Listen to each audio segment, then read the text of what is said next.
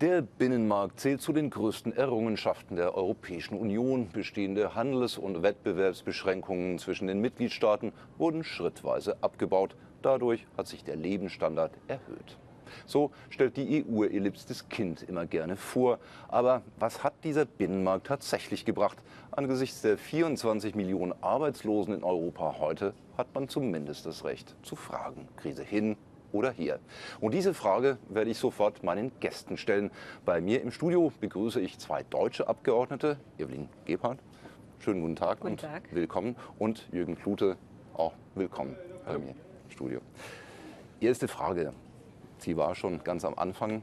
Was hat dieser Binnenmarkt tatsächlich gebracht? Wenn Sie wirklich ganz jetzt mal ohne politische Hintergrund, was hat dieser Binnenmarkt für Sie tatsächlich gebracht?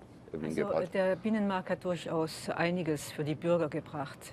Sicherheit, Produktsicherheit zum Beispiel, eine große Auswahl an Produkten. Wenn wir auf den Markt heute gehen, können wir Sachen einkaufen wie Paprika oder andere, die wir früher, unsere Großeltern nicht kannten.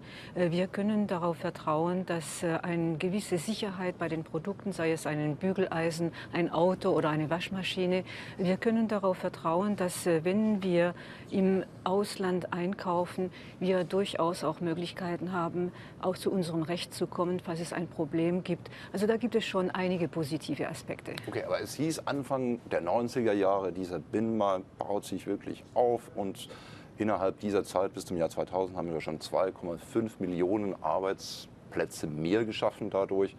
Heute spricht eigentlich die Statistiken mal irgendwie was anderes aus. Wie sehen Sie das, Herr Klute? Was hat es denn tatsächlich, kann man wirklich sagen, es ist nur Positives darin zu sehen? Also ich würde nicht sagen nur Gutes, ich würde dem schon zustimmen, was Frau Gebhardt gesagt hat. Es gibt eine Reihe positiver Seiten. Sie können auch heute reisen, ohne dass Sie einen Pass brauchen, in der Eurozone, ohne dass Sie Geld wechseln müssen. Das ist aus touristischer Sicht sicherlich ganz positiv. Kritisch zu sehen ist aber, dass natürlich auch eine Menge Arbeitsplätze erstmal weggefallen sind. Ob sie sinnvoll sind oder nicht, darüber kann man sich ja streiten. Aber es gibt keine Zollgrenzen mehr, da waren früher Zollbeamte. Es gab viele Leute, die mit dem grenzüberschreitenden Verkehr in der Wirtschaft befasst waren. Das haben wir an verschiedenen Stellen vor Gründung des Binnenmarktes immer wieder auch kritisiert von NGOs her, dass erstmal Arbeitsplätze wegfallen und die müssen erstmal neu geschaffen werden. Das hat sich bisher gezeigt, dass das nicht alles aufgefangen worden ist, was an Arbeitsplätzen weggefallen ist, durch neue Arbeitsplätze. Das ist auch ein Teil der Realität. Hat man irgendwie das Soziale in diesem ganzen Programm vergessen? Ich meine, Sie kennen das wirklich gut. Ja. Man darf erinnern, Sie kennen Herrn Bolkestein. Das der Name ist inzwischen jedem Europäer bekannt. Ja, genau. Unser Herr Bolkestein, also mit dem ich schon sehr viel gestritten habe, weil das natürlich eine Mehr ist, zu behaupten, dass man mit dem Binnenmarkt Arbeitsplätze schaffen könne. Das ist eine Mehr. Das habe ich noch nie geglaubt. Und Arbeitsplatz kann man schaffen, wenn man eine positive Wachstumspolitik macht, wenn man dafür sorgt, dass wir in erneuerbaren Energien zum Beispiel Arbeitsplätze schaffen, wenn wir dafür sorgen, dass im Bereich der Lebenssituationen, Altenpflege zum Beispiel, da kann man sehr viele Arbeitsplätze schaffen. Das ist aber dann nicht der Binnenmarkt, sondern das ist die Orientierung der Politik im Binnenmarkt, die notwendig ist. Also da sollte man das nicht immer vermischen. Ja.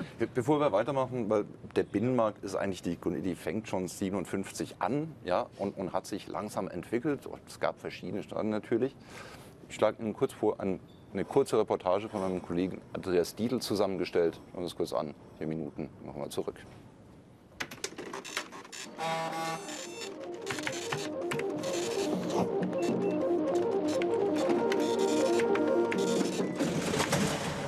It was a long and sometimes winding road before this lorry driver could bring his goods across the border between France and Belgium without even having to bother to stop. Back in the 1950s, Europeans were still protesting for border controls to be abolished. The Paris Treaty, which entered into force in 1953, had opened the markets for coal and steel between the original 6 founding members of what was later to become the European Union. But citizens were not yet benefiting directly from this very limited common market. Germany and the Benelux countries were keen on creating a general common market, at times against considerable resistance from France. It took another series of conferences before statesmen could sign on the 25th of March 1957 on the Capitoline Hill in Rome the treaties that have been named after the Italian capital. The Rome Treaty became the founding document of the European Economic Community, which aimed at creating a full customs union between its members and a common market offering free movement of goods, services, capital and people. It's undoubtedly been one of the big success stories of the European Union, or indeed the original European community. Wenn man von Binnenmarkt spricht, was ist das denn eigentlich? Das ist der Warenverkehr, das ist der freie Zugang zu Berufen für die Bürger und Bürgerinnen, das ist die Dienstleistungsfreiheit in der Europäischen Union. While the advantages of moving goods across Europe were obvious to most Europeans, such wasn't always the case for capital or services.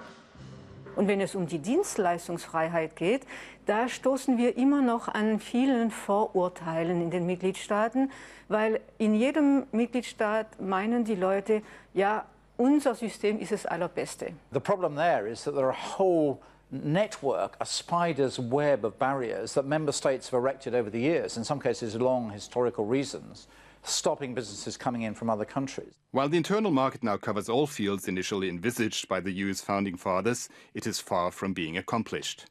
I think one of the things that we have to guard against is some feeling of complacency that this job is already done. There's too much of a feeling the single market is being taken for granted by people because they're taking advantage of its benefits. And those benefits aren't always merely economic.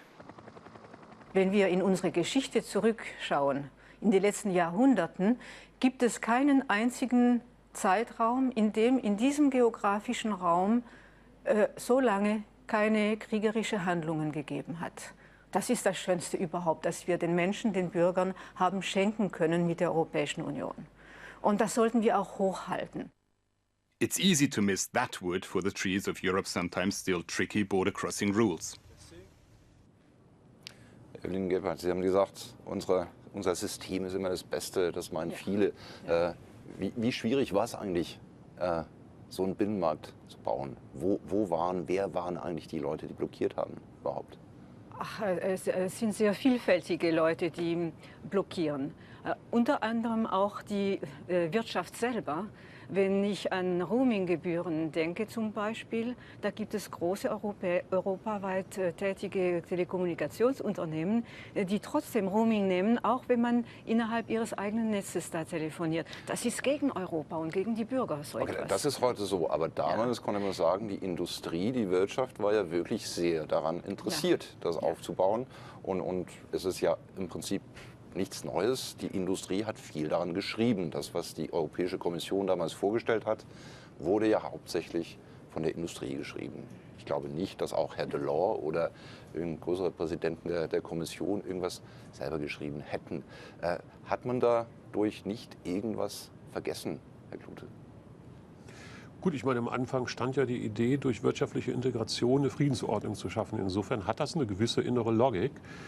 Aber ich stimme Ihnen zu, das hat gleichzeitig eine Problemseite, nämlich dass die soziale Dimension erstmal außen vor geblieben ist. Und das ist ja bis heute so, dass Sozialpolitik in der Verantwortung der Mitgliedstaaten ist, mit ganz, ganz wenigen indirekten Ausnahmen. Es sind aber nur indirekte Ausnahmen, Arbeitszeitrichtlinien oder so, da kommen soziale Dimensionen rein. Aber der Rest Sozialpolitik ist natürlich auf der Ebene der Mitgliedsländer geblieben. Das will man im Augenblick auch seitens der Mitgliedsländer noch nicht vergemeinschaften. Okay, das ist ein Problem. Was muss sich noch ändern? Also heute will die Kommission, der französische Kommissar Michel Barnier sagt, es funktioniert noch nicht richtig. Ich komme da, mache ein 12-Punkte-Programm, noch 30 kleine Änderungsvorschläge dazu.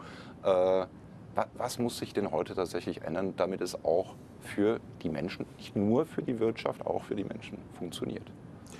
Also ich denke, im sozialen Bereich bräuchte es einfach einige Mindeststandards. Also zumindest ist das eine Forderung aus meinem politischen Kontext, dass es so etwas wie einen europäischen Mindestlohn geben muss, der natürlich nicht absolut festgelegt werden kann, sondern durch eine Formel, um einen bestimmten Lohnwettbewerb zu unterbinden. Die Kommission hat im Rahmen des europäischen Semesters die Bundesrepublik ja auch durchaus aufgefordert, die Minijobs nicht weiter zu missbrauchen, weil damit Wettbewerbsfähigkeit geschaffen wird. wird, die dann aber für den Binnenmarkt letztendlich doch nicht mehr gesund ist, auch für die Eurozone nicht gesund ist. Es gibt die Frage des Steuerwettbewerbs. Das hat zwar nicht unmittelbar, aber mittelbar dann doch auch mit Sozialpolitik zu tun.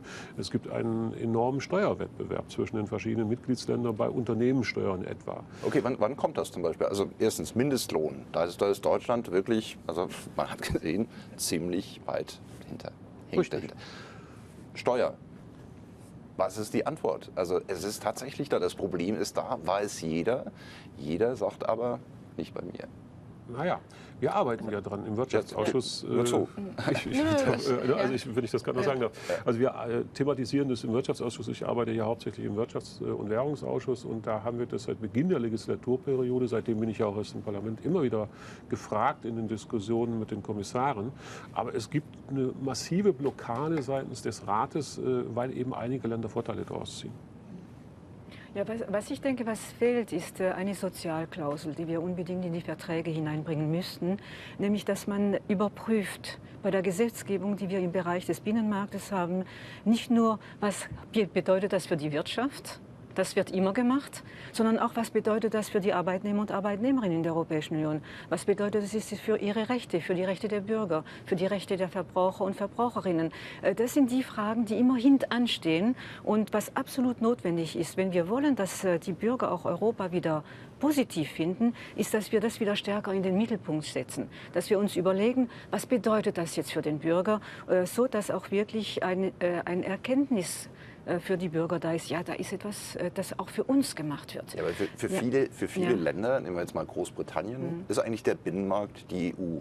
Das ist die richtige Errungenschaft. Ja. Und es darf aber trotzdem nicht zu weit gehen, weil sonst werden wir immer politisch in der ganzen Geschichte. Ja, das also ist machen wir eigentlich weiter darin. Ja. Ja? Das ist ja der ganze Streit, den wir zurzeit in der Europäischen Union haben. Die einen, Großbritannien unter anderem, aber auch andere, die wollen eigentlich eine große Freihandelszone Europa und es genügt ihnen, das ist das, was sie wollen.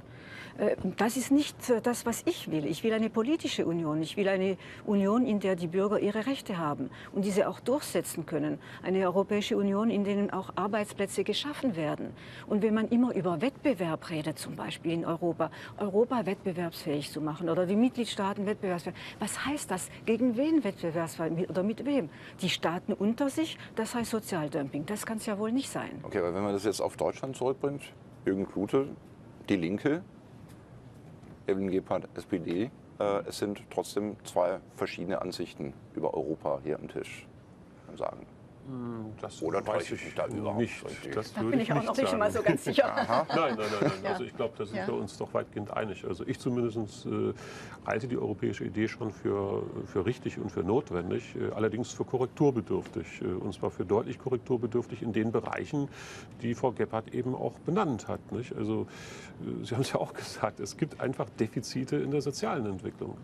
Und das gehört aufgehört. Also es gibt ja auch durchaus zunehmend eine Debatte. Sie sehen das also im Rahmen der ganzen Krisenbewältigung kommen ja diese verschiedenen Themen auf die Tagesordnung. Einerseits die Frage nach der stärkeren wirtschaftspolitischen und politischen Integration, nach der steuerpolitischen, aber auch nach der sozialpolitischen Union. Und angesichts der Kürzungen, die sie in bestimmten Ländern haben, kommt ja auch die sozialpolitische Frage immer stärker auf die Tagesordnung, weil in einigen Ländern die Menschen nun sehr deutlich spüren, dass sie von Europa eben im Augenblick keine Wohlstandsmehrung erfahren, sondern eine Wohlstandsminderung.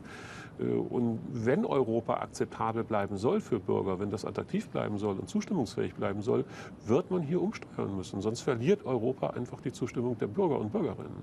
Also, das ist auch der Hintergrund der Diskussion, die wir haben um den Fiskalpakt zum Beispiel. Reicht der Fiskalpakt oder ist es nicht doch notwendig, etwas dazu zu machen, nämlich einen Wachstumspakt, in dem auch gezielt Investitionen gemacht werden, um Arbeitsplätze zu schaffen, um gegen die Jugendarbeitslosigkeit, die wir in manchen Mitgliedstaaten ja sehr hoch haben, um dafür zu sorgen, dass eine Verbesserung eintritt. Und deswegen gibt es ja diesen Streit auf europäischer Ebene, sowohl in Deutschland wie auch in anderen Staaten, auch im Europäischen Parlament und zwischen den Regierungen. Aber heute heißt es im Prinzip Austerität. Also das was man heute seitens von Angela Merkel gesehen hat in den Diskussionen, es wird noch ein paar Räte geben bis zum Ende des Monats. Viel wird da tatsächlich nicht mehr passieren an großen Änderungen, die Sie vorschlagen. Wo ist dieser soziale Gedanken tatsächlich vorhanden? Ich sehe ihn derzeit nicht, ehrlich gesagt. Also bei den Regierungen sehe ich ihn auch nicht. Das ist ja das ganz große Problem, zumindest in dem, was bisher gemacht wird. Schauen Sie sich mal an, die ganzen Regierungsgipfeln, die es gegeben hat seit einem Jahr, sage ich jetzt mal, wahrscheinlich schon länger. Seit einem guten halben Jahr sagt man, ja, wir müssen aber auch über Wachstum diskutieren. Das machen wir nächstes Mal. Das haben wir im Dezember gehört, das haben wir im Januar gehört, das haben wir im März gehört. Jetzt hieß es ja, im Juni wird es gemacht, aber wir sehen immer noch nichts kommen. Und das verärgert die Menschen, das verärgert uns Europaabgeordnete auch, weil wir wollen, dass da endlich was vorangeht. Wir wollen, dass da auch wirklich was angepackt wird und nicht immer schön geredet. Und dieses Schönreden, das ist das, was die Bürger ja auch satt haben, wo sie sagen, so geht das nicht, das ist nicht, was wir wollen. Einverstanden oder passiert das auch nicht?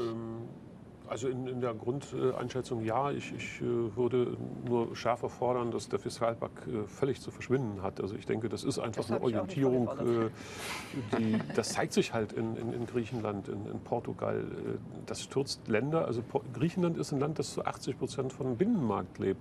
Wenn Sie da sozusagen die Löhne so kürzen, wie das passiert ist, wenn Sie da eine Austeritätspolitik machen, bringen Sie die komplette Wirtschaft zum Kollabieren mit den Folgen, die da sind. Und die gefährlichste Folge, finde ich, ist, und das rechne ich der Bundeskanzlerin sehr als Verantwortung zu, dass im Augenblick eine Renationalisierung stattfindet und die Mitgliedstaaten wieder auf sich schauen. Wenn sie bestimmte Diskussionsbeiträge von den rechten Parteien anhören, dann heißt es, wir dürfen den niederländischen Bürgern das nicht zumuten. Die niederländischen Bürger oder die Bürger aus sonst was für einem Land sollen nicht für die armen Schlucker im Süden zahlen. Es wird völlig ausgeblendet, dass die Bundesrepublik 45 Milliarden Euro Zinsvorteile genossen hat in den letzten 3 Jahren, dass eigentlich ein Transfer von Süden nach Norden stattfindet und gar nicht vom Norden nach Süden hin. Aber es kommen plötzlich Diskussionen auf, die völlig kontraproduktiv sind zur ursprünglichen Idee Europas. Und das ist für mich die große Gefahr. Man weiß nicht, was wird am Ende dieses Prozesses stehen. Wird der Euro kaputt gehen? Sehen Sie nach Spanien, gucken Sie nach Zypern. Das ist die große Frage. Ne? Also hoffen wir das Beste, sagen wir es mal so. Vieles Positives, es bleibt noch viel zu tun. Evelyn Gebhardt, vielen Dank fürs Mitmachen. Das war's für heute. Vielen Dank fürs Zuschauen und tschüss.